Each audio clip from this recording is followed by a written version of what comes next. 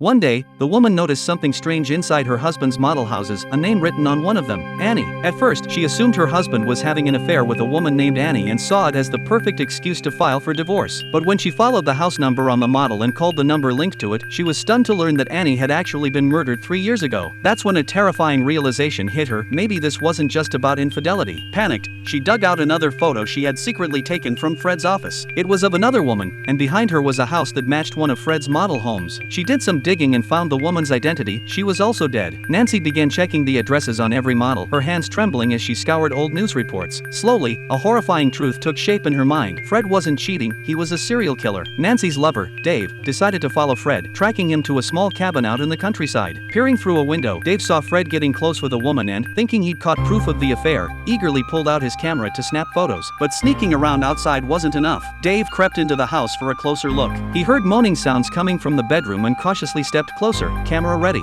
He pushed open the door only to be frozen in shock. Fred wasn't having an affair. He was standing beside the bed, cold and expressionless, dismembering a woman's body. Blood covered the floor. Before Dave could react, Fred spotted him. Dave turned to run, but Fred tackled him from behind. In the struggle, Dave accidentally stabbed Fred in the stomach with a knife. Seizing the moment, Dave broke free and bolted toward the river, frantically untying a small boat to escape. But Fred caught up and kicked the boat over before Dave could board. Dave got up, pulled the knife from Fred's abdomen, and watched as blood gushed out. Fred stumbled backward and fell into the river. Back in town, Dave told Nancy everything. Fred wouldn't be coming back, he had proof of Fred's crimes. They could finally leave. Nancy agreed. She said they'd go after the Tulip Festival. On the day of the festival, Nancy attended her child's performance like usual, smiling and greeting neighbors. Her friend had even saved her a seat and asked whether Harry's father would be coming to watch. Nancy smiled and shook her head. Fred's still out on a business trip, she said. But her friend looked confused. That's strange, she replied. I just saw him nearby not long ago.